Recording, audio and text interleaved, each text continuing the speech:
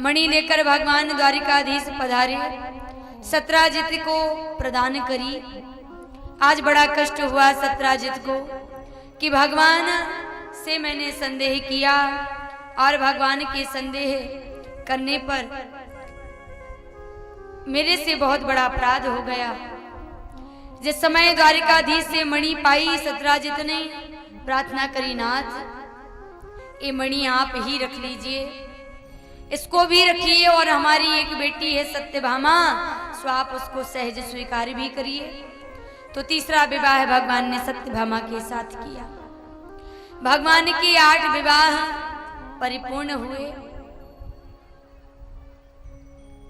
एक भौमासुर नाम का राक्षस है, भूमि से उत्पन्न हुआ। 16,000 सुंदर सुंदर सी राजकुमारियों को जिसने बंदी गृह में बंद करके रखा है। आज उन राजकुमारियों के पास 2 ही रास्ते हैं, या तो वह गलत रास्ते पर निकल जाएं या फिर आत्महत्या कर लें। भगवान ने कहा गोपियों से, उन राजकुमारियों से कि आप मेरा वरण करेंगी, मेरे से विवाह करेंगी। वह राजकुमारियां कहती हैं, नाथ कौन स्त्री होगी जो आपको पति बनाना नहीं चाहेगी। भगवान ने 16,000 राजकन्याओं से विवाह किया।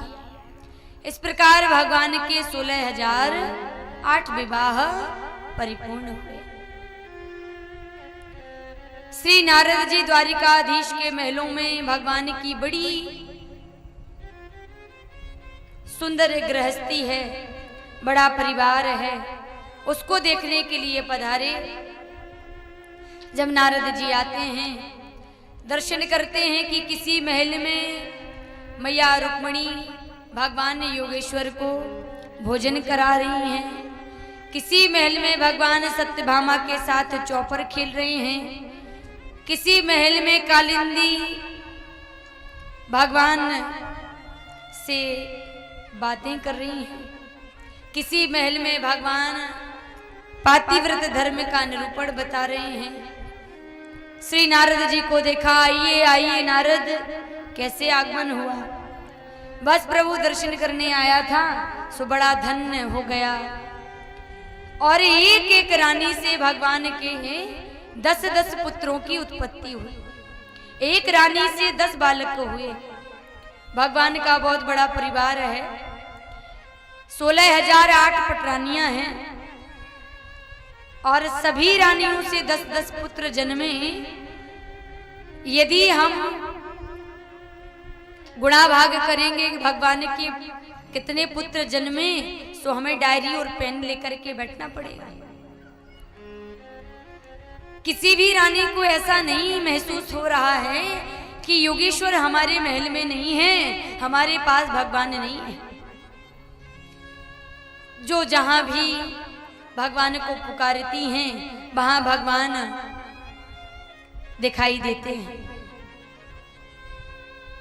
मैया रुक्मणी के चेहरे पर कभी भी चिंता की रेखा नहीं देखी है योगेश्वर ने।